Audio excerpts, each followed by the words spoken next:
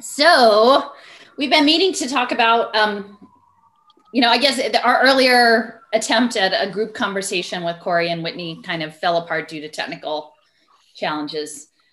So we figured since I had blocked out some time, maybe we would go ahead and talk about, do a walkthrough on some of the little sys maps. Does that sound good? Yeah, that sounds great to me. Thank you for sticking around. And yeah, I've been wanting to do this. So for those of you watching, Allison has been putting together these really intensive maps of all the different players and organizations, and you put an incredible amount of work into this. But the challenge is it takes a little bit of effort to okay, what am I looking at here? And even me, I'm like, okay, what am I looking at here? So I thought, well, let's do a show where you actually just kind of, go through some of your maps and talk a little bit about some of the people and some of the connections that you've been able to put together. So yeah, that would be great. Thank you, Allison. You want to share your screen, or do you want to? I'll just let you take it from there. So maybe I'll start with, this is a map that I was working on this morning. And so the software that I use, it's called Little Sis, and I think it's the play on Big Brother. And the structure is that it is relationship mapping software. The sort of the framing that they use is called like Map the Power. And I found out about it several years ago when I was first doing activism around education. And this organization, which is a nonprofit, was setting up research groups in various cities to try to come up with ways of sharing visual information around policy issues, like relevant policy issues. And so there's a couple of different ways to use it. I was briefly I attended a training or so with this group. But what I realized is I think they were very focused on issues that were specific around electoral politics largely.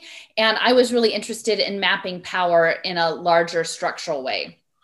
So our paths were not really in alignment. So I've since taught myself a lot about it and have kind of gone on my own direction with this. So the idea is it's rather labor intensive. And for the first probably 6 to 8 months, I just found it exhausting. And I really resisted using it because it took so much time to get the information in.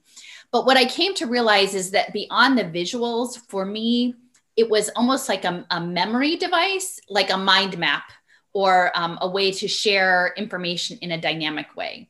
Because each of these dots in each of the maps that's created actually represents a record in a database that lives behind this space. And so the records in the database have to be linked to a URL, right? So the idea is theoretically, if the links don't go dead, that someone could look at this dot and then follow through and look at the information you looked at to add this to the entry, right? So it's almost like a layered bibliography because each element in there has some backup information that's connected to a website. And for the most part, everything that I have is connected to a website. Sometimes I'll need to make a PDF and host them on my blog and add them as a link. But I've essentially, let me open up a tab. So this is what one of these records looks like within Little Sis. And when you have a choice of adding a new record, you have the choice of adding either a person or an organization. And so at that point, there's a slight formatting change depending on which you choose. Now, what I have done is under the organization entity is that anything that's really not a person, but that I would document, I frame it as an organization. So this, the Boa Vista Digital Identity Pilot, which is something I wanted to revisit today. I had actually added this record a number of years ago, but was adding and layering on some more information. So each of these, once you have a basic record, then you can create relationships to other entities underneath that. And that is what all of these hyperlinks are. They can be board members, staff members, grants, a lot of the people who use Little Sis around the electoral politics issue, they have campaign donations and lobbying. But for me, this is information about essentially a program where social impact investors connected with United Nations are channeling global capital into early childhood home visits in communities in Brazil. And that in this pilot program, they were actually doing tablet-based recordings of individuals in their homes to trigger blockchain-based Ethereum smart contract impact payments for achieving early childhood demonstrations of impact. And this is all about the intersection between like global capital and where it actually, what it looks like in people's homes. So these are different elements. The company that was pursuing this is Shanzai City and the IO2 Foundation.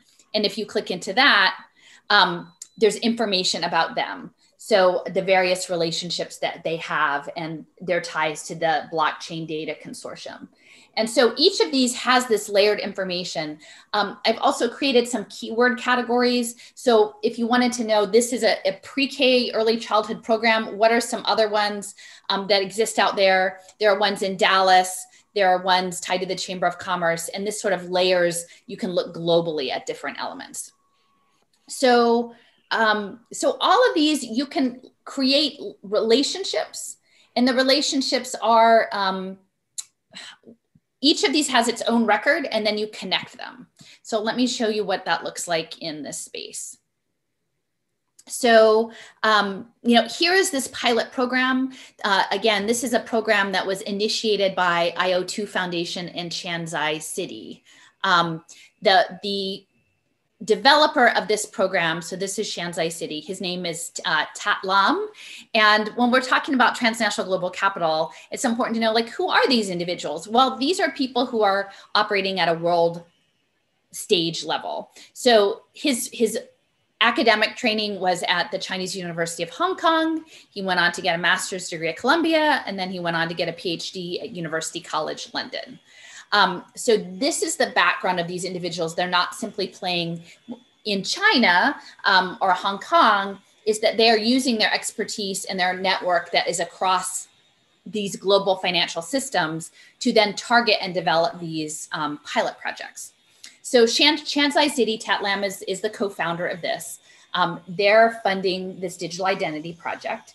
It's in a city. The city in this case is Boa Vista, Brazil. The people who are part of this program are connected to something called the Bolsa Familia. And that is a payment, a conditional cash transfer that is a government program to low-income families. So to be screened into this program, you are already receiving one of these cash transfer payments. When they come into your home with an iPad tablet, that information gets logged on a blockchain app. And this is this DAPP for social development. This is social impact on blockchain, registered as an impact token. So I'm making all of these connections that usually I start off with my maps that I make one central feature. In this case, the central feature is the digital pilot. I have color coding, and everybody, you can make up your own color coding, but if this works for you, it's great. We can be consistent. Governmental entities are in orange.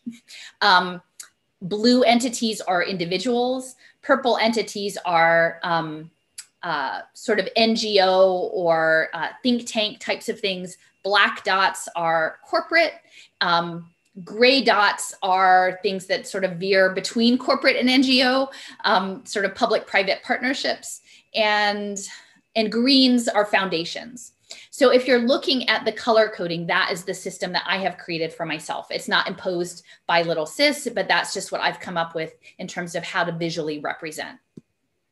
So within this, we have a central feature. We've situated it within the context of a city and a policy program, this cash benefit transfer. And then in looking at this app, I've created designations so that we can actually understand and unpack what is going on with this app. That this app is ultimately about deal flow. And this is one of the interviews that was going on. If you click to the line in between and you click on this line, it will show this relationship, the deal flow and DAP for social development. Now it comes from this URL, which is over on the side under source linked, which will, if you click on it, will open up from Shanzai City, the inclusive tokenized economy. So in this way, it acts as as a bibliography, really. So you can read where I talk about that.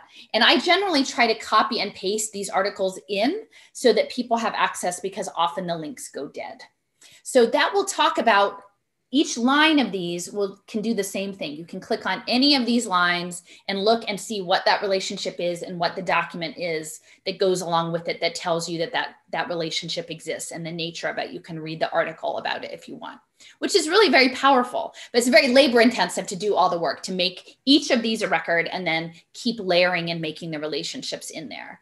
But in this app, to talk about impact using machine vision on an iPad, so artificial vision through the computer, a digital imagery program to capture that information on blockchain, to link it to a smart contract, which is tied to a social impact investment.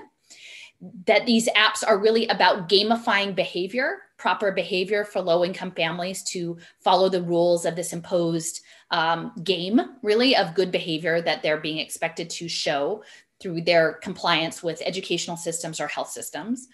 That the gamification also includes artificial intelligence and the machine vision that I had mentioned. It's predicated on home visits. So this is taking machinery with this app into people's homes in Boa Vista in this case. That a lot of times it's being linked to civil registration. So your digital identity and your representation to your government. And that it is ultimately a digital identity project. So if you look on this, these are other projects that I have documented that link back to digital identity. And at this point, I have like 28 references of people who are either involved in the digital identity space, digital identity projects, the history of these things. This even goes back to John Allen. I'm trying to remember, I think Rudiger in Germany was telling me about, he shared a link before, and this is a way to hold on to this information, that John Allen was actually advancing digital identity and your New World Order government and universal basic income, was inspired by George Soros's dad. And so he has a whole element here. So this is how you track and you make all these relationships, but it's time consuming because each of these has to be a new relationship and it has to be entered if it doesn't already exist. So I will just do a little bit more of a tour around this map. Again, it's centered on what's going on in Boa Vista, but as we know, this software as service, social impact software as service is something that once you get the pilot set up and you normalize it, you can export it around the world. So I just want to talk about that because this focus in Boa Vista is on early childhood development. Again, Tat Lam up here is he's trained in, his early training was in Hong Kong, based in Hong Kong. So there's a lot actually going on with mainland China here. And Jim Heckman is the individual who, with funding from Open Society and funding from the Pritzker family, has developed this equation that gives you a return, a 7 to 10%, up to 13% annualized rate of return on early childhood investments. But again, you have to get the impact data, which is what these apps are for. So Jim Heckman, he's out of the University of Chicago. So he's part of the whole Chicago boys neoliberalism sphere, but he's working in China. And he was part of something called the Rural Education and Child Health Project, the China Reach Project. And that was done in support with support of the China Development Research Foundation, which is in China, but has international advisors from the US, including individuals from Harvard and individuals from Columbia University, both of which are involved in global impact investment spaces. So, we have Brazil over here. Now we have China being involved. They're piloting these same tablet-based programs in China. The mayor of Boa Vista, Brazil, who is the pilot project, the focus of this map is actually, her name is Teresa Sarita at the time. She attended and presented at this Ready Nation Business Summit on Early Childhood, which was backed by Robert Duger, who is colleagues with Jim Heckman in developing the Heckman equation. Are you saving? Is there a way for you to download and save these things, or is it just kind of stuck on little sys? Because I know that they've taken down some of the other maps that have been created. Well, they haven't taken down any maps as far as I know. They have taken down individual entries. Entries. I've asked them about that, and they haven't, evidently, I can't take, individuals should not be able to take off.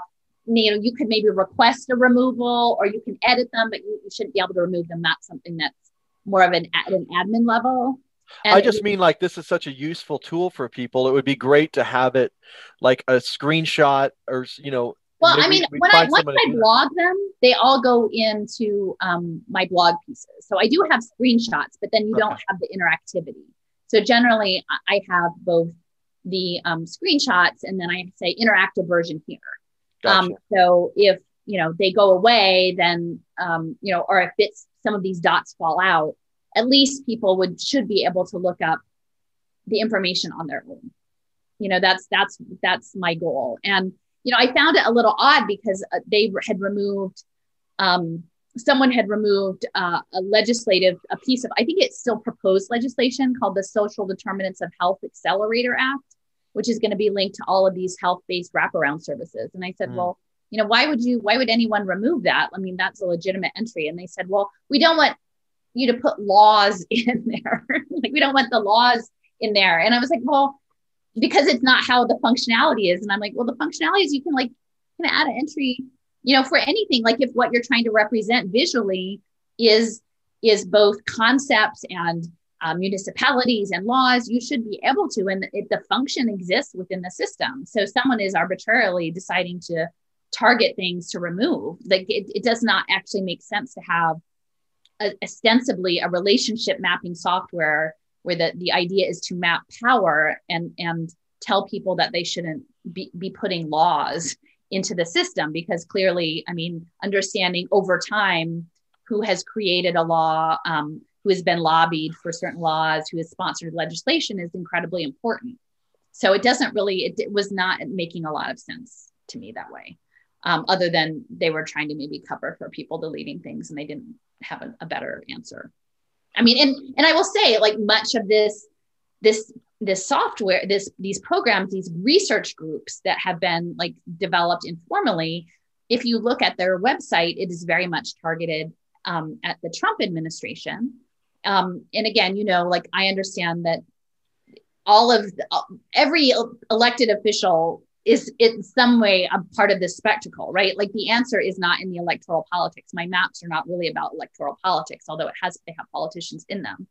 And so I guess my concern is with the change of administration, are there elements that are going to start to disappear because of, the narratives that are told? And honestly, any of these dots are not inherently political, right? Like these dots are not politicized. The Impact Data Consortium chain is not a political statement. I mean, maybe I could write something snarky in the sidebar saying like digital slavery, but I haven't. But you could, but it's not inherently politicized. What's politicized is when you actually start showing the structure, which I think is what is often lacking in a lot of coverage. Is people will zoom in on one of the elements, like say the digital identity pilot, but they're not necessarily hooking it into what is Jim Heckman from the University of Chicago doing in China with this same technology, right? Like what is the connection of a conditional cash transfer payment to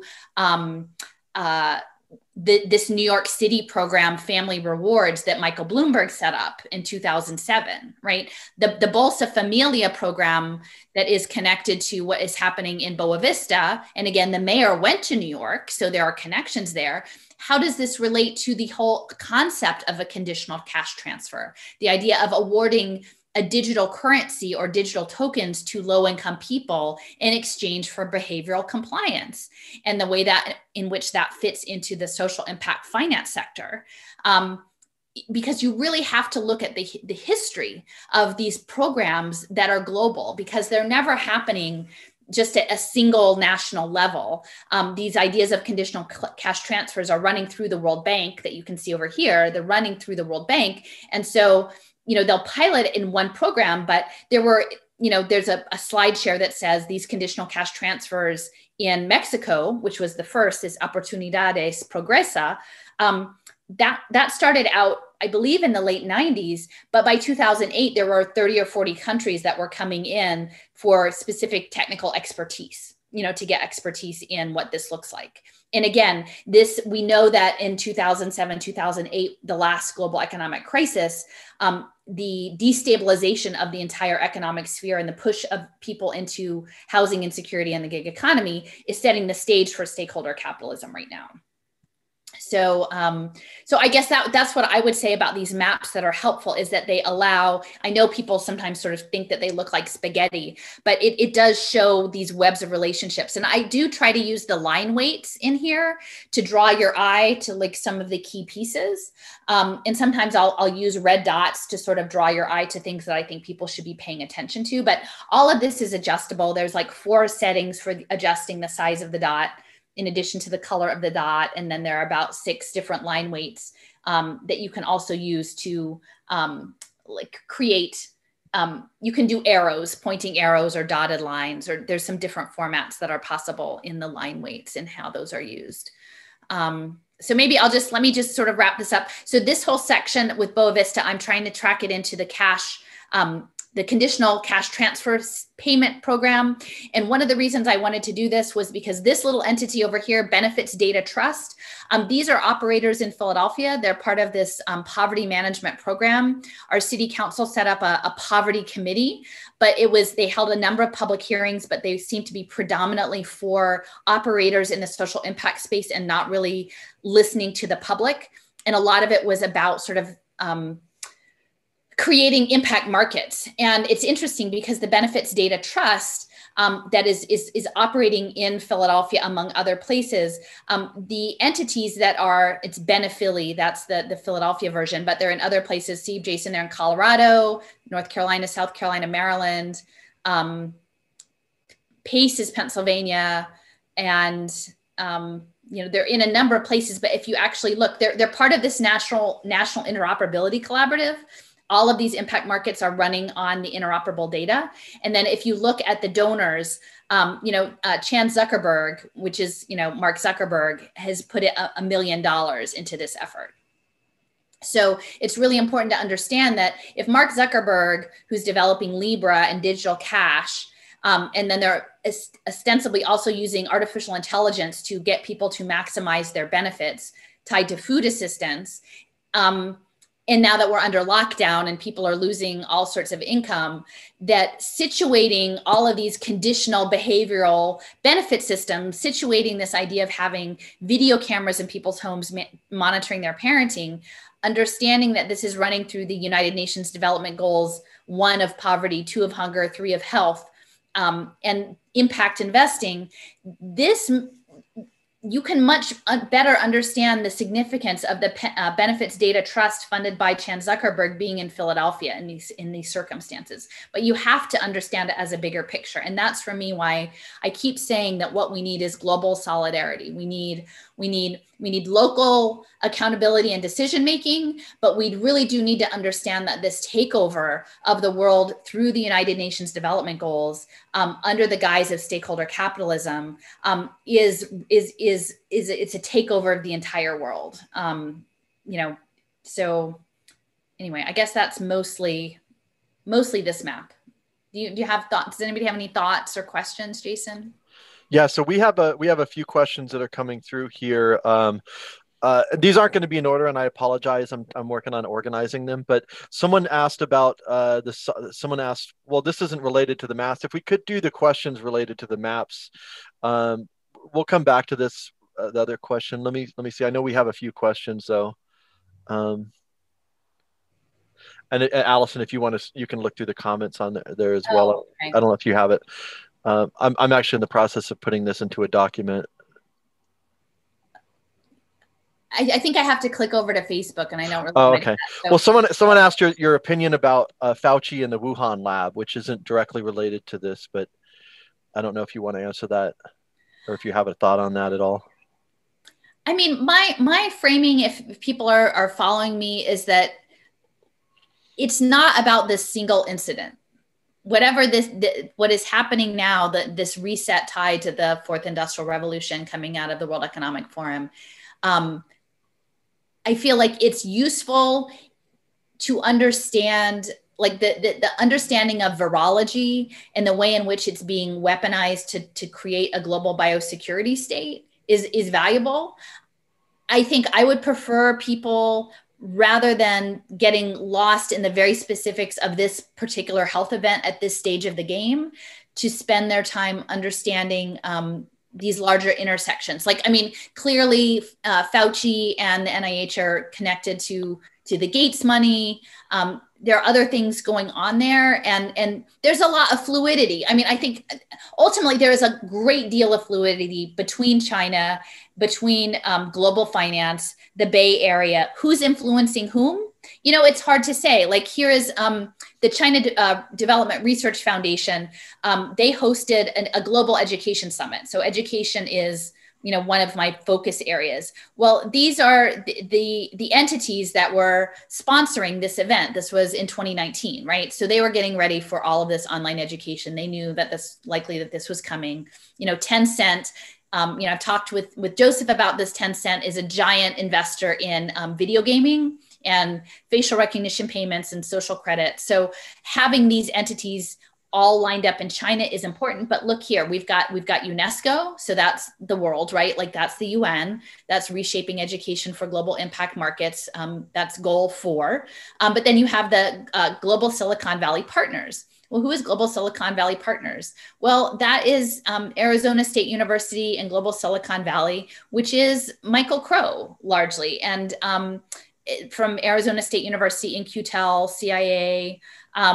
So, you know, who's in whose business? I guess we could, you know, ask what that is. But I think in the end, what's going on is that people who have incredible, obscene amounts of wealth and power are plotting out the next stage of managing the rest of humanity as their commodities, right? And framing it in paternalistic terms.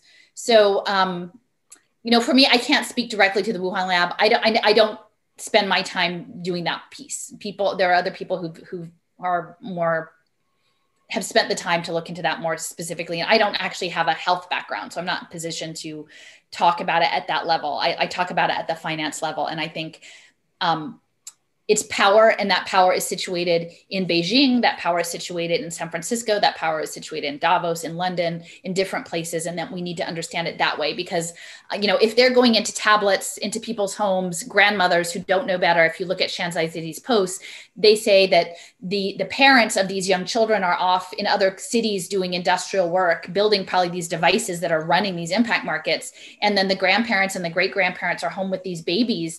And these impact investors are coming in with tablets and writing whole, you know, they're writing whole articles about how to get these people conditioned to the technology, right? Like, to me, that doesn't feel like an empowering liberation movement coming from within China, asking for those people asking to be treated in this way. So, you know, if, you know, I can't speak to them, I'm not in China, but my sense is if this is being imposed so that global finance can run their capital through the UN Sustainable Development Goals through China, like, I'm with those great grandmothers in China holding those babies and trying to keep the iPads out, you know, whether they're in China or they're in Boa Vista or, you know, they're in other places in Harlem, because that's where it will be next. I have a question. You know, one of the things that the encounter as a huge obstacle to get people to see. I mean, you look at a map like this, and there's clearly connections, and they're global, and the idea that there is some sort of democracy that's happening in the world, or decisions are made by politicians, as opposed to decisions are made behind closed doors and then just passed on to the people through propaganda and through funding mechanisms. And what would you say is like the biggest obstacle for overcoming that resistance to seeing these connections, that you're clearly making these connections, if someone's willing to do the homework and look at it and say, oh, okay, this is not just a coincidence that all these things are just lining up all over the world. Do you know what I'm saying? It's like there's an obstacle there that's really difficult to overcome. The idea of compartmentalization, like you mentioned earlier, each of these entities is just its own thing, doing its own thing, and it's not connected to any of these other things, because that would be a conspiracy. Like what would you say to that in terms of how to overcome that? I mean, other than just obviously do your homework. Well, I mean, I think I don't know, those of you guys who have sort of followed along with me, I'm in Philadelphia, right? So I'm in a city that is really steeped in mythology about like the origins of this nation and protections through the Constitution and various things that we know, if you actually pay attention to the history, that those, provisions of taking care of people were never meant for all people, right? Like they were not meant for the people who were enslaved. They were not meant for indigenous people whose land we took. Like, so this idea that we have a system in place that is there to keep people liberated and to take care of their rights and privileges, I think, is inherently flawed, because it wasn't that. Like, it wasn't that from the beginning. And we have to reckon with that, because if people are trying to situate themselves within fixing the system within electoral politics, if it all rests on the foundation of a myth of how our nation was founded and what our industrial and military capacity was built on, stolen land and stolen bodies, if we don't go there, where you won't understand why now all of humanity is meant to be pushed off the land as the indigenous people were, like have their families broken apart as enslaved people were, to be turned into commodities. I mean, it's history, but it's present. And I think that is a tough thing for people to bite off. Like that, there is a lot of resistance in, and I keep saying this, I'm not saying it from an identity politics standpoint. I'm just saying that is how the machine was built. The machine was built for a purpose. The purpose was to ultimately concentrate power and wealth, and now look where we are, right? We're at the most unequal, militarized, violent, sort of, situation where people are zoned out, that they're not able to actually connect with reality, because increasingly we're living in unreal spaces. So the people who are at the top of this machine, they meet together at Bilderberg, they meet together at Davos, because the power and wealth is concentrated and we're in a cloud-based world. They hobnob with each other. They know what it's about. They're beyond the reach of any vote. No one is voting in the people who are carrying this out. And realistically, at this point, because of the concentrated wealth, they've bought all the sides. And so the partisan infighting, and I'm not to say that there aren't, principal differences among different political parties, not just in the US and other places, but much of it is spectacle, because they're not actually putting their positions into action. They're not actually putting their principles into action on the ground. It's just a big fighting to fight and keep the individuals who are in the system, I think, bickering amongst themselves, instead of actually looking to see, like, Sean Conway here with IXO Foundation, and he was at the World Bank in New America. Maybe we need to figure out who those people are in those rooms. And the hard thing is, realistically, we've built a global economy based on, war in the military and cyber war now, and debt, finance, and technology and surveillance. So most of our, many of us who are in sort of a professional class setting, like our kids are doing this, or our relatives are doing this, like we're implicated. Our pension funds are invested in this. We're not outside of it. We're actually in it. And it's very uncomfortable to both acknowledge your place in this web and then still speak out about it. But I don't think we're in a position we can push it off anymore. Yeah, I agree. And I don't think people realize just how centralized system we have is, and how concentrated the power is. I mean, how top down it is. So we do have some other questions coming in, and I'll try to get to all of them here. But Nancy on Facebook says, the maps are visually stunning. We know how networks work. How do you feel about all of your work being open source? How do you feel about all of your efforts putting out information? How do you see Wikipedia as different from Lil Sis? Well, for me, I feel like, clearly it's a problem when things start get deleted, right? And that's why I say this, because like, I'm kind of hoping that somebody out there will be like, oh, we probably really shouldn't delete stuff anymore, but realistically, I've made my peace with this. Like, I can't make my own system. Ultimately, it should be democratic. We should have democratic knowledge sharing. And I've always said this, like in my work, I have no particular credentials that enable me to do this. This isn't anything I ever knew how to do before. I just taught myself. Anybody can teach themselves the basics of doing this. And if it's just the only thing it does is it takes time and it takes a dedication to it. But I think we are much better served by horizontal movements and decentralized movements and movements that are not, I think open source is good. I mean, and then it certainly comes with problems. I mean, all the time I'm fighting to save humanity. And like a lot of the time people are really messy, like they don't live up to what we think we had hoped, things don't turn out the way we hoped.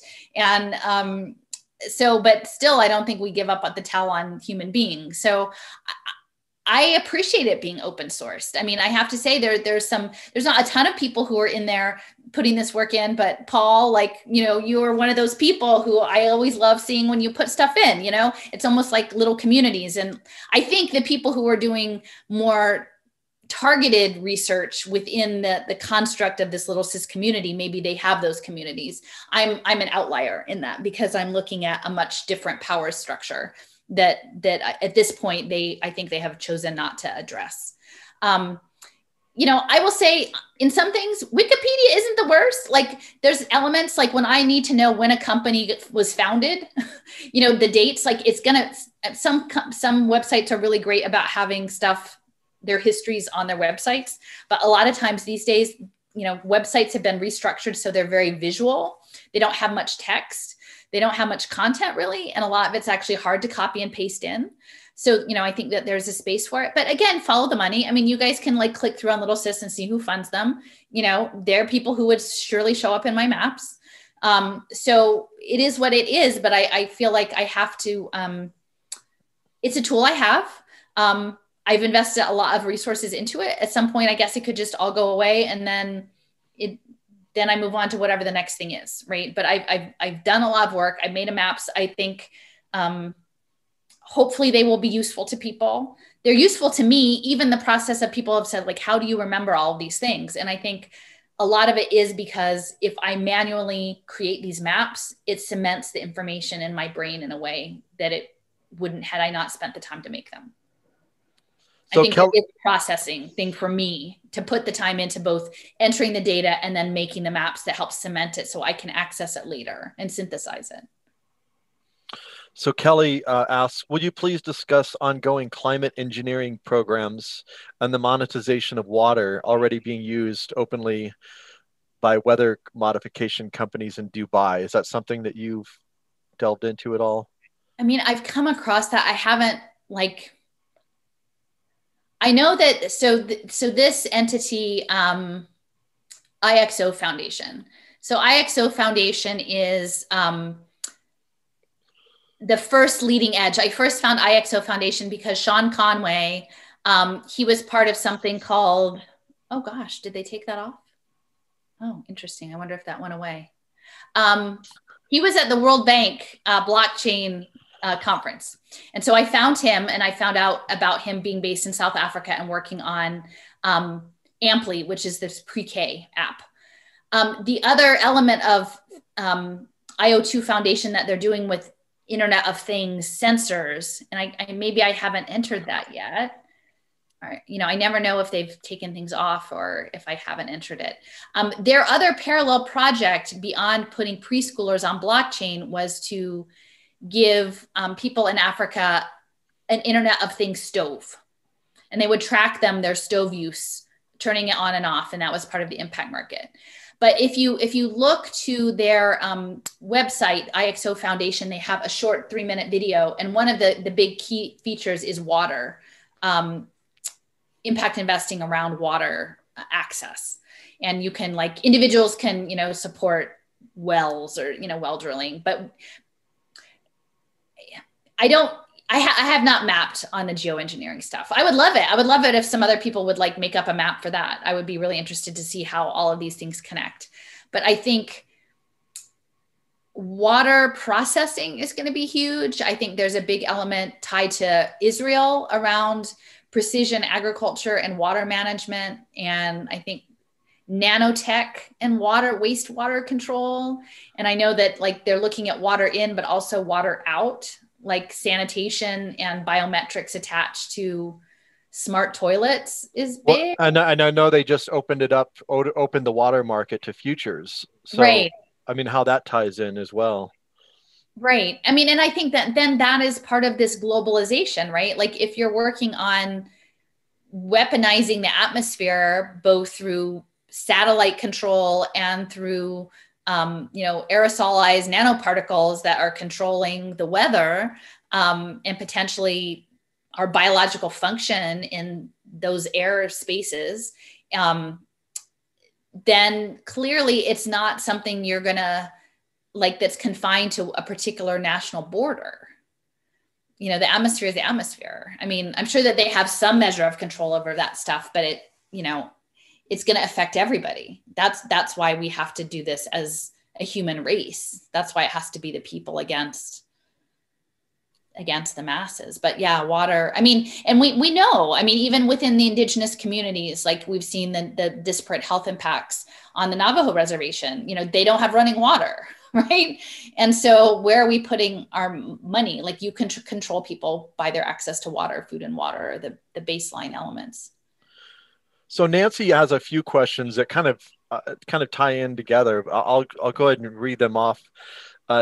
First one was, is anarchy any better? The second one was, are billionaires creating profit centers amongst the poor through global domination via financial and NGOs and owning governments morally worse than living in tyrannical tribes and families in Bedouin communities? I think that's a false dichotomy, but and then the third question was, is Mark Zuckerberg a better patriarch than my own dad?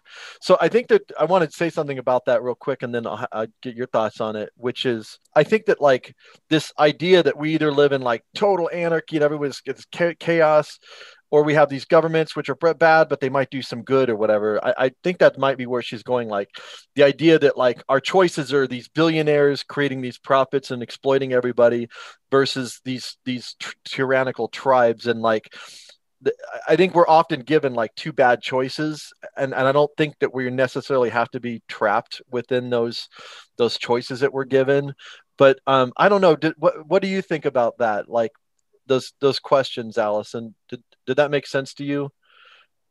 Are billionaires creating profit centers among the poor any worse, or any morally worse than living in tyrannical tribes and families in Bedouin communities? I don't really understand why there's the comparison. Like, I don't think we need to have either, but I mean, it's interesting. Early on, when I was doing the research around ed tech, there was a talk that I watched. I don't know, it was a TED talk or something, but it was someone who was in AI, and I believe someone who was on the spectrum, and it's a very brilliant individual. And he had this quote, and he framed it that like he was a systems administrator, like he was a systems engineer, and the world of social relationships like was a foreign world to him. Like he was challenged in navigating the social norms, and his like internal feeling was to constantly try to re-engineer the world in a way that made sense to his outlook. And and it's interesting because clearly if you have empathy with someone in that way, like that from an individual viewpoint, that you can see what there would be some logic to that. If I can make the world something that I can interface more effectively with, like that's what I'm going to do. And I feel like in some ways we've sort of abdicated large portions of the world in terms of running the world as a cloud-based system to people who would like to re-engineer the world in a way that works for them, but maybe doesn't work for lots of other people. And also profits, creates profit centers for small numbers of people. So that's part of it, like the systems engineering, like the social society. And there's this book too, Yevgeny Zamyatin's novel, We, from the early 1920s, like maybe 1921, which was a technocratic society where everyone had a number, everybody was taken care of, but it was very rigid. People had no privacy, people had no relationships, and everything was an engineered thing, but there maybe wasn't death. So I feel like we have this movement towards an industrially engineered society, where maybe some basic mechanisms of life are offered to conditionally to people. And then we have, something that's chaotic. I think we clearly realize that whatever is coming next is probably going to be chaotic. As I have done this research, I mean, for me, I feel like it's very much about, while I don't love like some of the voluntarious leanings on technology, I will say the idea of voluntary free association feels right to me. The idea of having both say amongst what happens to you and your body, but also within a context of a larger community is important if that community is something that people, feel supported in and they have a choice about.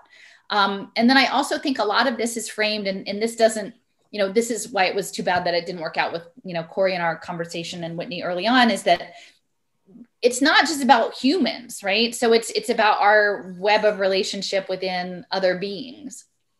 And I don't know that there's an answer. Like, I don't know, I can't pull out of my pocket and say, especially given my positioning in the system, this is the answer.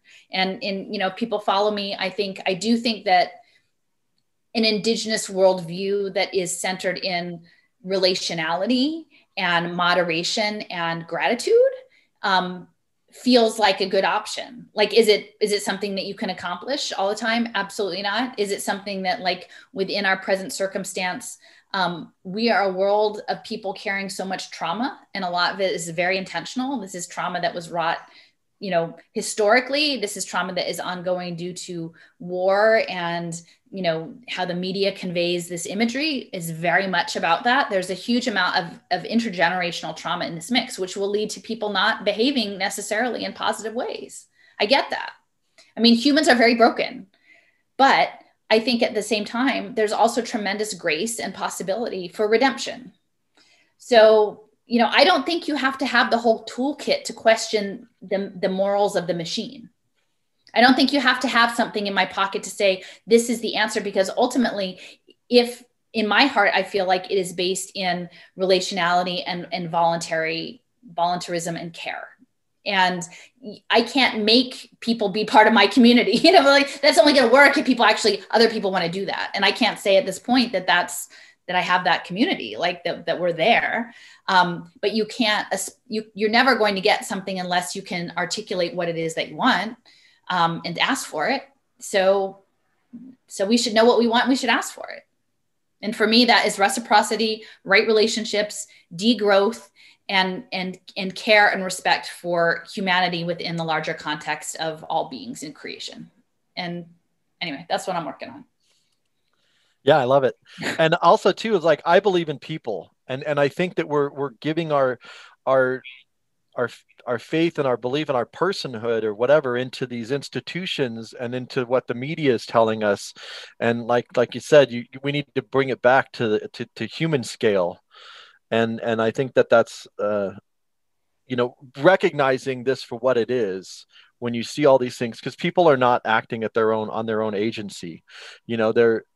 You work for an institution, you do what your job tells you you're supposed to do, and you're not really given the freedom to question or challenge things. You can to a certain degree, but when you operate, everyone, and I think about all these dots and all the people that are working within those dots, and Mm-hmm. they're not like evil people trying to conquer the world. Like, there might be a couple of them, a handful of people in there, but like, you know what I mean? Like, or what is your thought on that? Or maybe you disagree, like how people get, pulled into like working for things that are actually not making things better, but they believe they are. There's certainly, the marketing, a lot of the marketing sounds fantastic, but when you compare it to what actually happens, is it's a whole nother story. But Right. what is your thought about all the people that are engaged in all of this type of work? I mean, Well, like I said, we built a global economy built on technology and finance and poverty and war, right? So like clearly there's going to be a lot of people who are not only working in it, but then studying it, right? Like then you have all the academics who are writing research papers about all the problems, and like so they make their whole careers, you know, in analyzing the damage. And but I mean, I think we're getting to the point now with this, literally for me, it is the internet of bodies. If we understood, if we were willing to take a good hard look at settler colonialism, at enslavement, at the physicality of that, and the way in which these Western ideals of enlightenment were built on top of that. Like to me, that it keeps going, and I hate to like keep beating the, but like if we don't reconcile that, like our society was built on this, and now we are looking at these really brutal elements coming out through technologies, we're not going to get it. But like, I think anybody in the pre-K space, if we said, listen, you're going to have to, your child is going to have to earn their right to have daycare through psychological profiling at a surveillance play table. I would hazard to say, if you actually like walked into most of the places who were impact investors and said, listen, just so you know, these you know, environmental, sustainable governance, you know, investments you're making, these good investments you believe you're making, this is what it actually looks like, right? Are you going to say, hey, you know, folks who are in redlined communities who've never been able to get a mortgage on a house and are living in, you know, rundown, derelict housing circumstances. And now guess what? We're going to bring in a grocery store to your neighborhood, only you have to pay it back in scanning all your food purchases so we can make sure that you're being good. Right? If we told people that, like if we actually just laid it, like, you know, if we were honest and said, listen, right, this global situation means that we're going to have kids on surveillance play tables. We're going to have like the elderly scanning their, you know, wearable technology bracelets to decide what food that they get to eat. And that we're going to have, you know, diabetic people walking, you know, pre-diabetics scanning in with their smartphone at the park to walk, you know, to get their heart rate up, and that is what it's going to look like. Are we those people? Are we those people who think that that is okay? And if so, maybe it's very consistent with those people that the United States has always really been, right? Like on the surface, we've always like said we're really good, but underneath we're not really surfacing these other things. So maybe if we were honest, then I just want people to own it, right? Like I would love for, you know, people who are these impact investors. I mean, Jason, you said maybe we set up a talk with some of them and say, is this, so this is what we're really talking about. Is this where we're going? Is this who we are as human beings? And, you know, and if there were an overall consensus of the world that everyone said, well, that's the best we can do, then at least I've done my part to say, I don't believe that. I think that if you're going to do it, you need to own it. And if everyone else agrees and I'm the outlier, well, then I've done my best. I've done what I'm obligated. I've fulfilled my obligation. Well, and I think the fact that all of these systems are being designed outside of the public square, so to speak. You know, the media, media doesn't talk about, when I tell people about this stuff, they're like, I've never heard about any of this stuff. And I watch the news all the time. I don't understand. But, you know, like the fact that they feel like they have to do this. I mean, it's there. You can find it if you do the research, but it's definitely not being discussed and debated in any, you know, democratic way. And so the fact that they have to do that outside, as they feel like they have to do that outside of public scrutiny, I mean, says a lot. Well, yeah, but I mean, it's everything. It's the world, right? The new world is a virtual world. And, you know, the new world is a virtual world, and they don't want to tell people that that's what's coming. And I don't know. Can I click over to it? Let me click over to Yeah, go for it. Yeah, go for it. So this was so this is one I did earlier this week about gamification, because as you know, like Joseph and I did a great webinar about smart cities and smart environments and behavior modification and the internet of bodies and how that relates to global finance. And I say this as someone who lives in a smart city, right? You know, I'm in a smart city, and you know, I've seen these pieces playing out. And a big part of what hedge funds do is that they use game theory and artificial intelligence to make predictions about outcomes. And outcomes in the hedge fund markets, some people are betting that a certain outcome happens a certain way. And then some people are saying, no, it won't happen that way. And they're shorting it. And so what I'm saying is, like, I've said for a while that it's almost as if they're creating a world in which there is a mixed reality overlay with Internet of Things sensors, and that we're these characters navigating these worlds. And so this is a map I made last week of, I was looking into gamification and artificial intelligence and blockchain. And this guy, Alfred Spector, who had worked at Carnegie Mellon in computer science, he had worked for IBM and Google, is now the advisor and former chief technology officer to Two Sigma. And Two Sigma is a hedge fund based in New York. And he had actually set up a challenge to do develop video games for hedge funds. He did an interview that he was really interested in unlocking data around bioinformatics and health data. So, you can imagine what the hedge funds would be doing with outcomes around health data. So this is a map that I created. This one actually doesn't have a red dot. It's a bit broader, but it's linking Alfred to this investment company, which is a large hedge fund. And then who are the founders of this hedge fund? Well, one is John Overdeck and the other is David Siegel. And both of these individuals had ties to human capital management through education. So John Overdeck was doing a lot of this work through the Overdeck Family Foundation with his wife, Laura. And Laura had worked at SRI International before they had gotten married. And SRI International is doing a lot of research around all sorts of ed tech and human capital programs. And that's the Stanford Research Institute, right? Yeah, Stanford Research. And she was in their New York office. But, this is an entity that is doing research around pay for success pre-K, online learning. This GIFT is a military R&D online learning framework, and also PBS Kids, which I had mentioned, like the Daniel Tiger Tea Party game.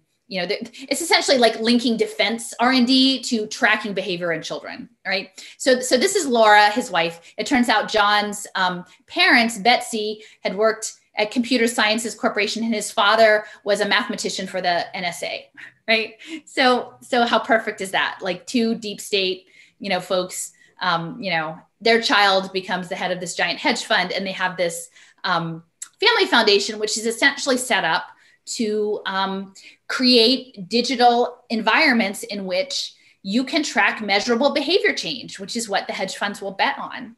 And you will track and predict that through online learning, and especially tracking emotion and behaviors. So these are all things that the Overdeck Family Foundation has invested in, including the Lena Foundation, which has this device that you tuck in your toddler's shirt or your baby's shirt so that they can assess how well you're talking to your child and how many words you use and how sophisticated they are. So this is all this language sentiment analysis. The Nurse Family Partnership, which is this Goal Mama behavior tracking app, which is tied to the Omidyar network. So again, think what's happening in Boa Vista, Brazil with the home visits. This is the setup, what's coming for the US. Character Lab with Angela Duckworth. So they're creating metrics about having good character, and Duckworth is involved in working with Heckman and on behavior change using technology to nudge us into good behavior. Several projects around social emotional learning and grade level reading, and blended learning, online learning in the schools. Tied to the Learning Accelerator and these lighthouse schools in Rhode Island, which is set up to be the personalized learning state by Mark Zuckerberg. And you can see from Chan Zuckerberg all the lines, right? Like, this is an interesting visual to see how much overlap there is between what Overdeck is funding for the hedge funds and what Zuckerberg is backing up funding in terms of getting the data analytics. So that's Overdeck. And then both he and Siegel are connected to the Robin Hood Foundation, which is backed by Paul Tudor Jones over here, who is close with Heckman and Robert Duger, and they have the metrics for the impact metrics that they developed in Harlem. So the Robin Hood Foundation, Paul Tudor Jones is sort of the his benefit gala is like the creme de la creme of all the New York City hedge funders want to go to his gala, the Robin Hood Foundation Gala. So they're both hooked into Robin Hood Foundation. And David Siegel, his background is in peer-to-peer university, so online open universities, Khan Academy, which is online education, Summit Public Schools, which is again more online education, and Jobs for the Future, which is workforce alignment. And then New Profit is part of the whole impact investment space. So he's endowing similar things, workforce aligned learning and social welfare. He's also connected, he's a donor to Cornell Tech, Cornell Technion, which is on Roosevelt Island in New York, and JP Pollock and Deborah Estrin are both based there, and they are both connected to the Commons Project, which is the Common Pass, the COVID Pass that will track your mobility, but also your access to work, employment, and your biomedical information, which remember, Alfred Spector was really interested in getting access to all of that good health data. So, you know, in this map, like we're talking about, if you imagine the world as a mixed reality video game with sensors, and that people are betting on outcomes, these hedge funds, that you could actually have sensor networks. You know, Angela Duckworth over here has been talking about how to use technology to help us make good decisions. You could essentially game the built environment through sensors to either create situations where individuals or whole communities were more or less likely to achieve the stated goals, right, of their self-improvement goals that are going to be pushed on them by the impact investors. Literally the entire built environment could be set up to make you stumble or to lift you up and help you achieve your goal, in a very literal sense, which is kind of crazy. But depending on this gatekeeping of these commons passes, could very well be likely, you know, what your outcomes are. So these are the kind of maps I try to make to link these ideas, is that, you know, how you interact in the world, how you're able to navigate it is not so far off from what the hedge funds are betting on. And these hedge funds are directly tied into the online education space, which are, again, feeding all the children into those because of being in lockdown. Yeah, I thought a lot about that with when the Pokemon Go thing came out. And I remember the first time I saw it, I was in Colorado Springs, and there was just a whole bunch of people like running around with their phones. And I was like holding their phones up, and I'm like, is this like, am I in Twilight Zone? What the hell is going on here? And then so somebody told, oh, it's Pokemon Go. And I thought, wow, like that is crazy amount of power if somebody wanted to misuse it. Right. Like if you have the power to like send a whole army of people into like a certain area, or to do, you know what I mean? Like it's, again, like you get a little badge or whatever, you get a little prize for doing this, and you know, creating literally a game out of life, out of living, and making that, you know, if that were ever connected to your benefits or connected to, you know, your housing or something, I mean, it's kind of terrifying. And I would say, well, that would never happen. But it clearly, if you look into this, you know, the motivations of some of these people are clearly about profit, you know, which is not a shouldn't be a shocking thing to say. On that line, so remember early on, I had said, oh, look, the China Development Research Foundation, which is over here, that they were part of the Heckman equation and rolling out the early childhood investments in China. And I had mentioned that they were the sponsor of this Beijing Education Summit. So I have a map of this. Among those, Tencent is one of the sponsors. Well, Tencent is one of the largest investors in video game development in the world, including Epic Games, which is in Raleigh-Durham. And but they have their own social credit scoring system. They have their own payment system, and they have digital identity verification that's being used in this city that's tracking people with blockchain. They're doing like facial recognition for jaywalking and facial recognition on the subways. So this information is in this community is being fed into digital identity verification and social impact or scoring, social credit scoring. But Epic Games here, that's in North Carolina, right? Like, so they have over 40% of this company that has created Fortnite, and Fortnite was scaled with capital from Tencent. So people aren't aware, but a number of years ago, I mean, it's this hugely popular multiplayer, like military gaming scenario. And even really young kids, like young elementary school kids. I had a friend who was a teacher at the time. She said, you know, all the kids are coming in, like the boys are exhausted because they're up all night playing Fortnite.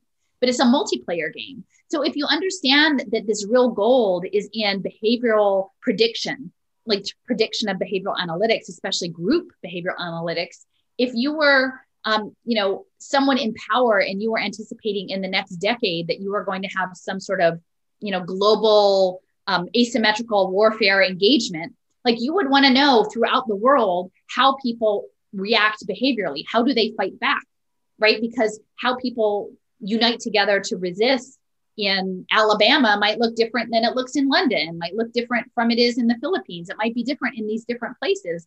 So if you get 10-year-olds to 20-year-olds all hooked on Fortnite and you get all of that behavioral data analytics, you just get sit on it, right? Because it doesn't go anywhere. You just sit on that data.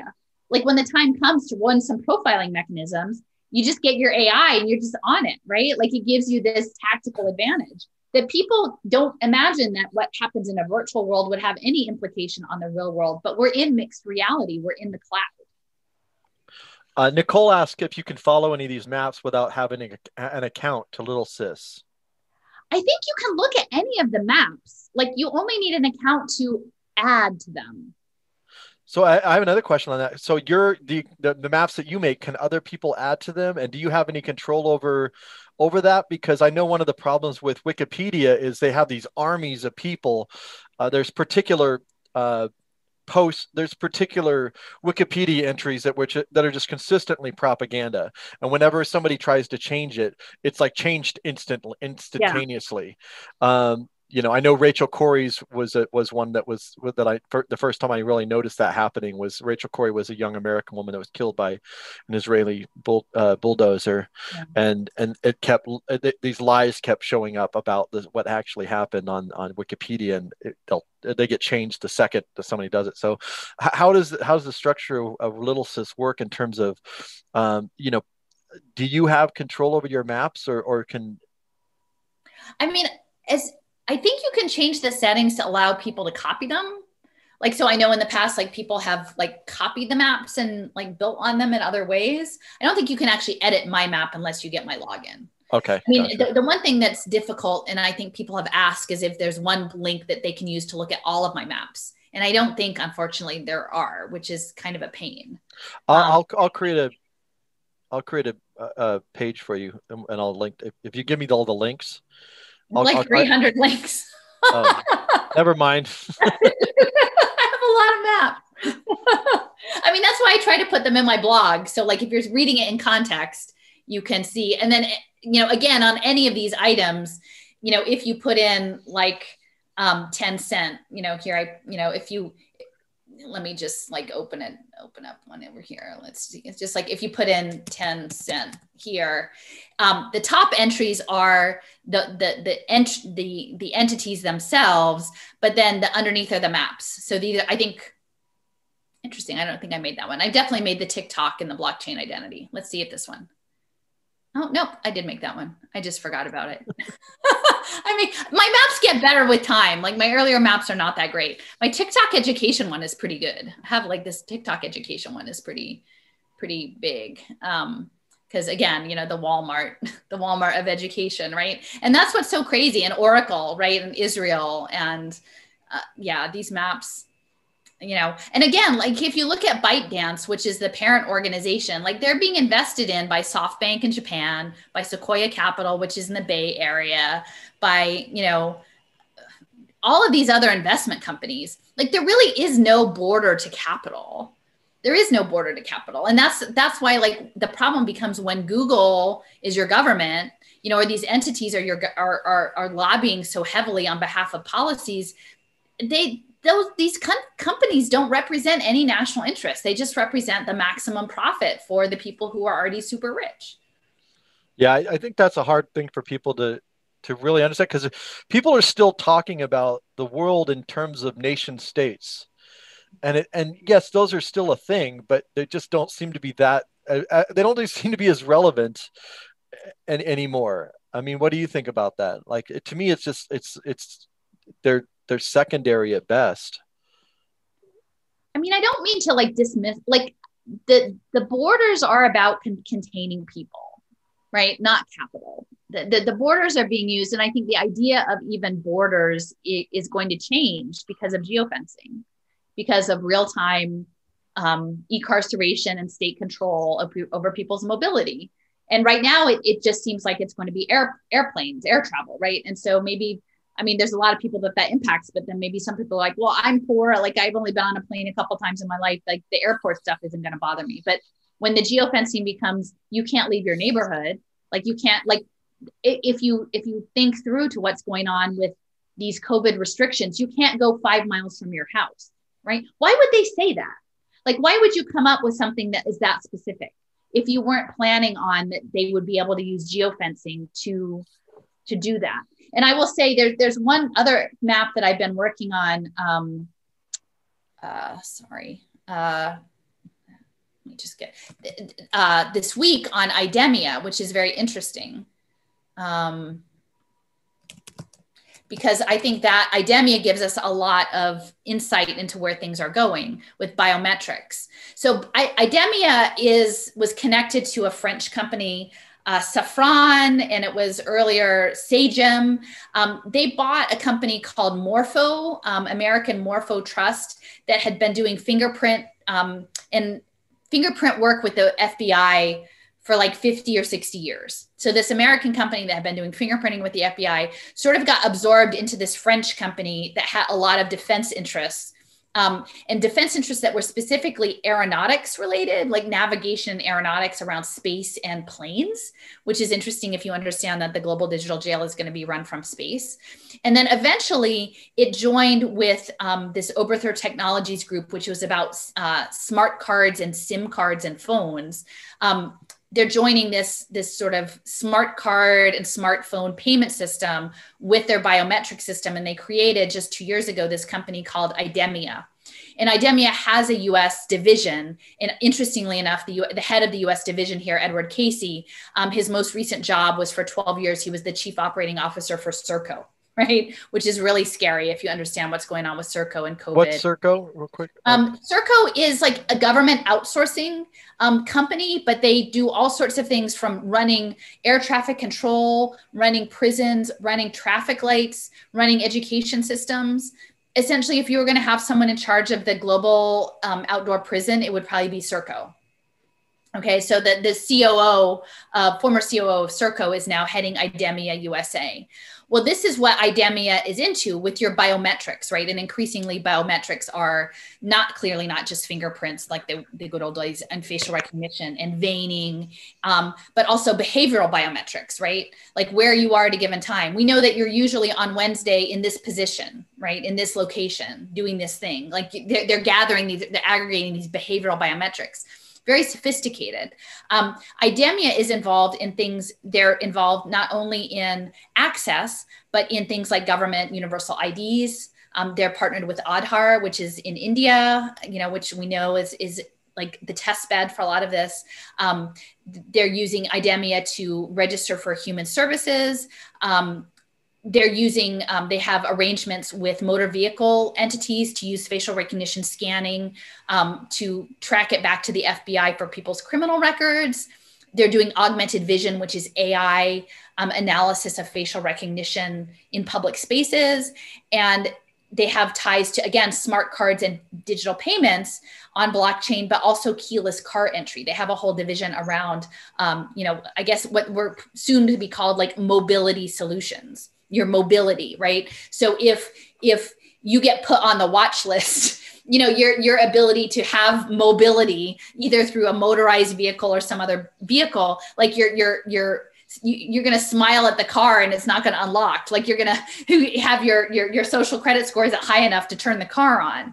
And we're really not far from that at all. And these are the things that I'm trying to show, because this is IDEMIA, but this guy, Gary Glickman, he is connected. I had done research on him before about smart cards, about, prepaid cards, debit cards, electronic cards, because ultimately the idea is that these will live in these telecommunication spaces on SIM cards. He had formerly been with Accenture in their pay for success practice and working on so-called sort of reduction of welfare fraud and smart cards and biometrics. So, I have Gary hanging out up here, and he's only, indirectly connected through the smart card division. But if you look at what IDEMIA is up to in the public welfare space and the government, your interactions with your government, including your things like licensing, right? Your driver's licenses, because IDEMIA is doing driver's licenses programming with state of Oklahoma. Like, all of it is conditional. All of it is going to be conditional on that you have met the behavior requirements that are going to be expected, and that you will have to demonstrate in this smart panopticon for the hedge funds. So I've got a few other questions here. I'll just read through several of them, and then I'll let you answer them. Someone had mentioned that they'd be willing to contribute financially to help make that happen, to help put all of these maps into one place. Thank you, Nancy. And she said she's also a mom who edits on Wikipedia. So Joanne asked, can we hack this social credit control matrix? Or do we just have to become guerrillas who take the grid down by combat or violence? God, I hope it doesn't come to that, because I'm not putting my money on us beating militarily this thing. How does one pursue freedom, live free? Which freedoms are lost right now through the supposed responsibility project? What is communitarianism? And I've had this come up before, and I still haven't, that phrase is kind of new to me. It sounds like, it reminds me of kind of like communism or whatever, but it seems like there's a push on that particular phrase. And I'm kind of more interested in what's behind the phrase, because some of these things can have multiple meanings. What the ideas behind them. I mean, even the ideas that are presented by here, like let's create technologies that are better for the environment, and those things that like pretty much everybody would agree with, versus how they're actually being used by hedge fund managers, for example, like what their motivation is, which is not the same motivation as us. Can this sorcerer's apprentice functionality work without 5G or 6G? Why is my government spending money with these people? Is it your government or is it their government? I think that they started out, they were all Freemasons. You know what I mean? Like, what's to think they're our government? Yeah. So do you want to? There's a few different questions there, but do you want to answer any of those? I mean, yeah, I think everyone's trying to figure out, how do we navigate this new system? And so I know that there are people who are making, provisions to try to live independently of it. Clearly the concern that we were talking about geoengineering and water access are central to that. If you don't have a place that you can have your own potable water, for drinking and irrigation and life, that's going to be hard. And a lot of people don't have resources for that. I don't know how. I don't see, the thing that I keep holding on to is that if people actually knew what this meant, that they would be appalled and that they wouldn't go along. I mean, I think it's not that this is advantaging this new system lots of people. It's advantaging a very, very small number of people. But the challenge is that we've been, through the media and through the partisan politics and through these things, we've been told that other people like us are the problems and misled, so that we're not actually looking at the source of the problem, which is this concentrated power of shifting capital, like global capital, into a digital world, where a military digital world. I don't think that most of us would want this for ourselves or for future generations. So as people are making provisions to try to be outside of it, which, mad props to folks who feel like they can do that. I mean, I'm an older person. I don't know exactly how that would look for me at this point. And I feel like I'm supposed to be telling this in a public way. But there really need to be some of us to say, this is an unconscionable and immoral system that is based on centuries of immorality, and it has to stop, and we have to walk through to a better place. So I feel like the choke points for me, as I see them, people may have a different view, but I feel like it is digital identity. So the Internet of Bodies, this thing can't run without the Internet of Bodies. So the digital identity system, and then the telecom. So 5G, 6G, whatever comes after 6G. It's that allows them the control over us.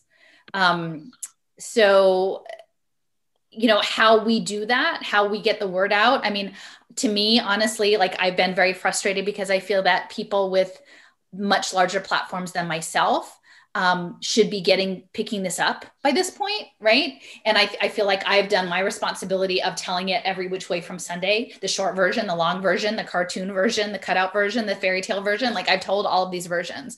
At this point, the people with more influence should be doing something about it. And, I even had someone who was part of this rally that I ended up not attending, in Philadelphia. And I shared this information with them and they said, how do you stay sane? Right. But they didn't actually say that they were going to tell it, right? They just like confronted me with it and sort of sunk back in. And I'm like, we actually all need to step up. Like we all need to step up. This isn't just for the longest time with ed tech, it was like, oh, that's the Alison project. This is not an Alison project. This is a humanity project. And I have no ownership over this information. I'm not looking to get a book, get rich, get a job, get anything. I just want people to immerse themselves, debunk it if you can. That would be awesome. I would love to be debunked. If you can't debunk it, tell people because people don't know. And I think if they knew that they would resist. So I mean, I think it's this parallel. If people can try to find self-sufficiencies, voluntarism, me personally, I don't think it's going to be something that's highly technologically, I'm not looking at a crypto libertarian solution. I know a lot of people are, that's not my path. And then those of us who can need to stand and face it because I feel like it's a spiritual thing. And as far as the communitarian piece, I feel like there are lots of different groups of people who are giving this thing labels. And I feel like in many respects, once you apply a label to something, all the people who say, no, it's this other label, then like it blunts the unity of this. So is it communitarianism? Is it technocracy? Is it stakeholder capitalism? Is it industrial engineered society? Is it fascism? Like, is it communism? Is it socialism? Like, this is a global domination of all life on the planet, period. Like it doesn't need a bigger name than that. This is global domination by a militarized psychopathic force. And it comes in all stripes. It's global. Everybody, there are many, many people bought into this. And I guess to me, I'm a little bit loath to imply that community isn't important. Because I think that is something I feel about on the communitarian, the term, and maybe that's what you were alluding to and the thing behind it. I don't think we can live in this world all by ourselves. I don't think we are meant by the creator to feel like we are all isolated atoms floating around. I feel like we need to respect people's autonomy and their free will, but we also need to seek out being in communion with not only other humans, but the larger world itself and being more responsible in that space. And so, to me, that is a bit of my pushback on the communitarian, that anyone who is, potentially agreeing to live in community with other people is somehow bad, because I don't think that that's actually the case. When it's like they use the language that appeals to a lot of people, and they'll find different, control groups or whatever that they'll study. I mean, Ed Sionia, people want to look him up. Like I've added him. He's at George Washington. Yeah. And so I've got him in here. He's with the Markle Task Force, National Security. A lot of this is coming out of sociology. I mean, that's the thing. It's really depressing. I used to really be into like higher education, but it seems like most of these university think tanks are just pumping out things that are maybe good for their careers and good for, people in positions of power, but not really good for the people. So a lot of the stuff coming out of sort of anthropology, sociology departments are really about setting up a lot of this poverty management, human capital management. The people who aren't the people who are going to have iPads coming and filming grandmothers and babies in their house. Someone asked, what's the most surprising connection you've discovered? I mean, I don't know. To me, it's like it's a deepening of the layers, like going back to see things that I saw early on. The layers. I mean, one of the things it's not terribly surprising, but that I'm in the middle of working on is this. And I talked about that on one of our earlier live streams. Yeah. So, I mean, to me, this is very interesting, right? Like we're talking about national. So just real quick, give people a quick overview of like what this is. Like Rhode Right. Island is doing what?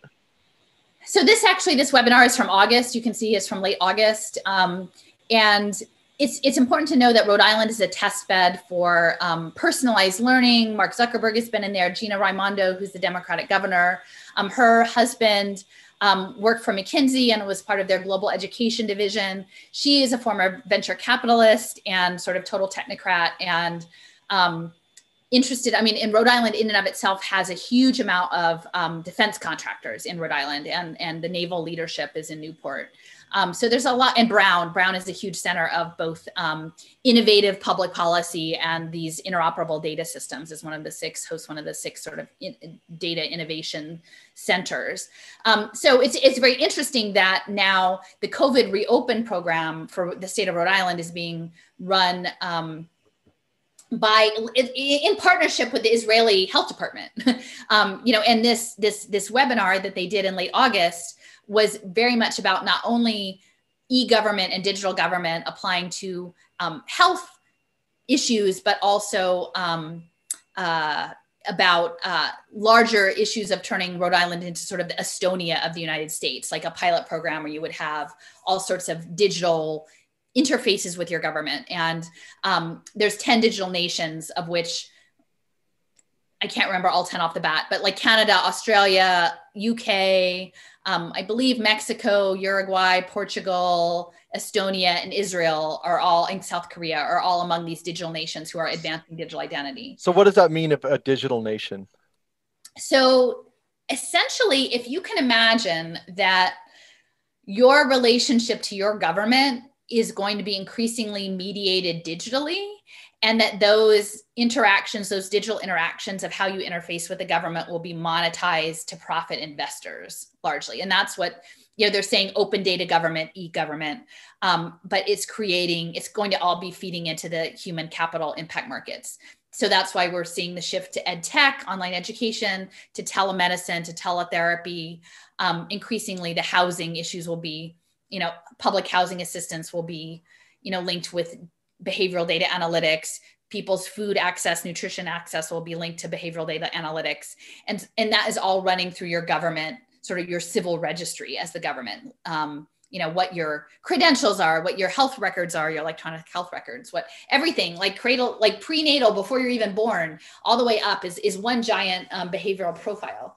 And they're advancing this construct saying that it's about equity and it's about fairness and accountability. And they're taking both our reticence about the government and they're flipping it and saying like, oh, great, well, we'll do this all as big data and we'll be super accountable and transparent.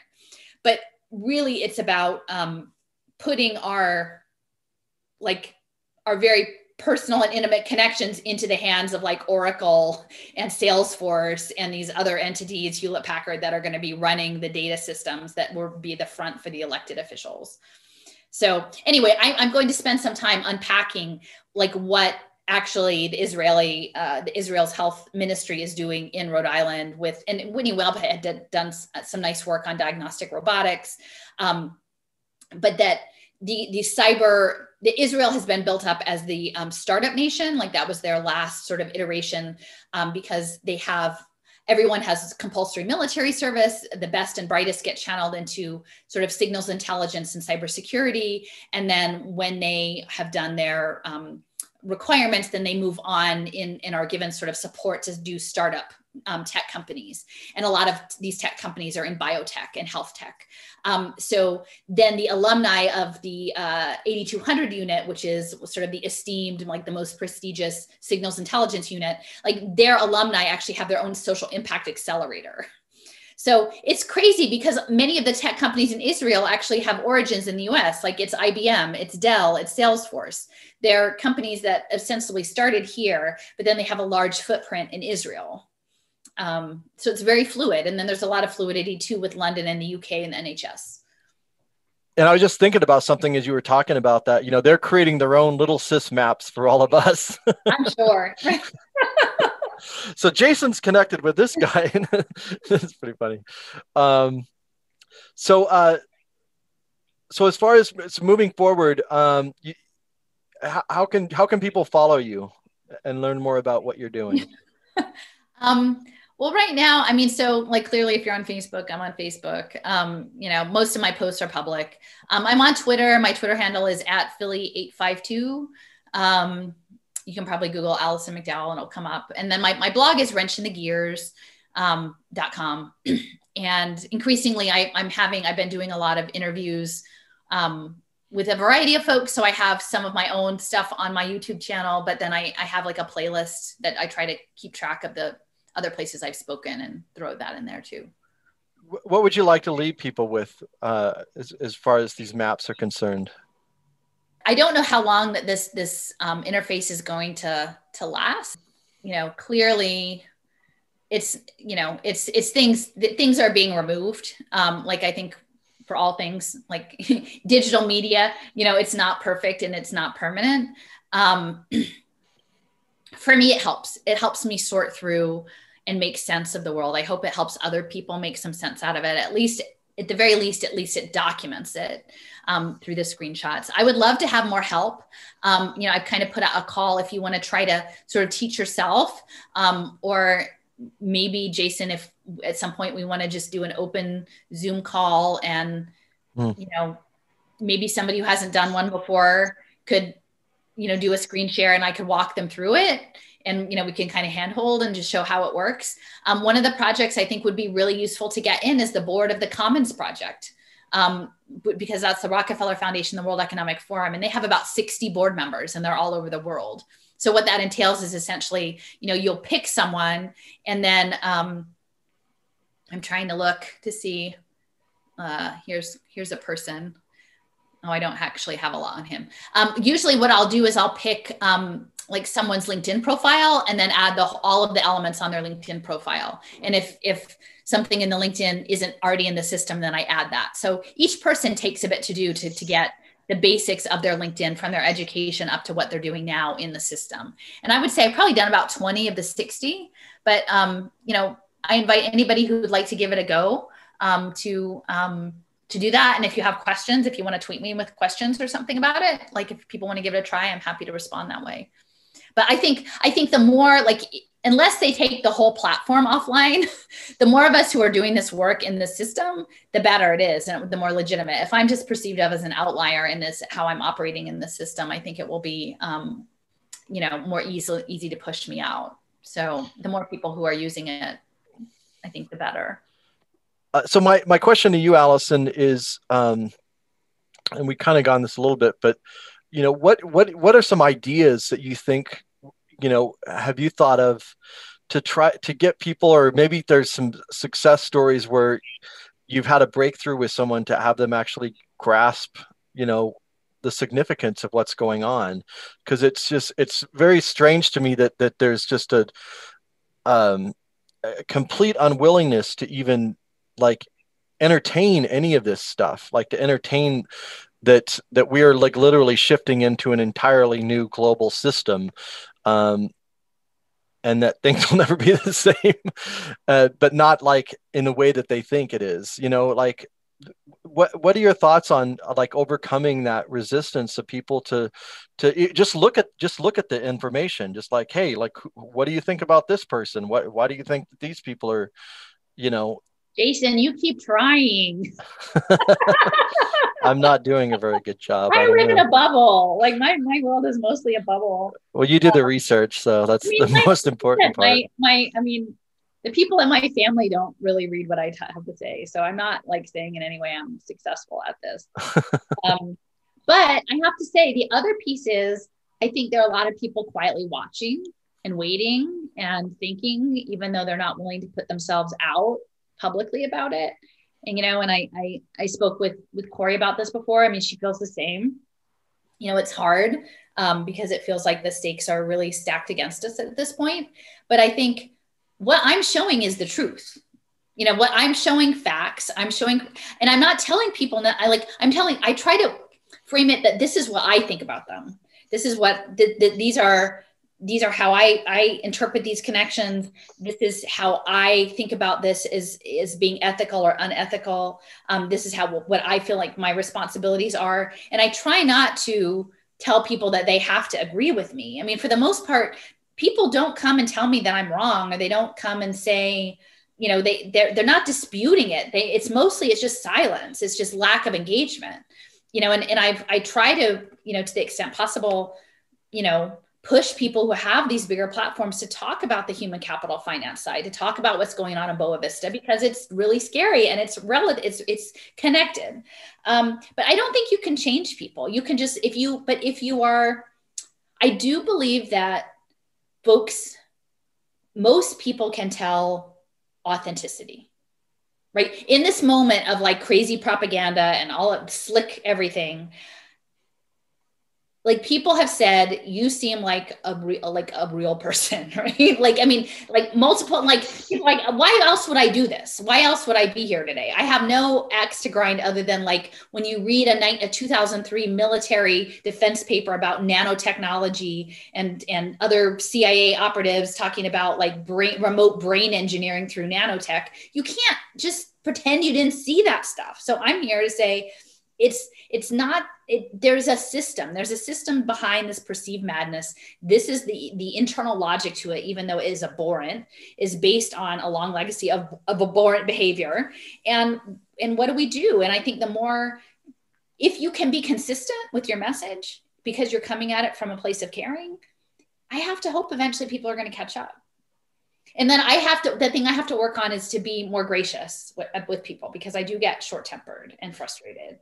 I mean, we're human, right? Like if we're being really honest, like I'm in no way the perfect, warm, loving human being. Like I really do feel can be very snippy about this stuff. And it's going to be hard to forgive people who chose to look the other way, but it has to be done. Like we have to be willing to forgive each other, to acknowledge our errors, all of us, because we're all making errors all the time, and to try to do better. That's what we just have to do. Yeah. Well, thank you so much. And I appreciate you sticking around and doing these little sys maps, because that is something that I've been wanting to do. And for those of you watching, my life's mission is to make one of my life's missions is to make this event with Alison, Corey, and Whitney come together. So I know that everyone's interested, and we will make this happen. And on that, I'm going to go ahead and end the live stream. And I want to thank you all for joining me.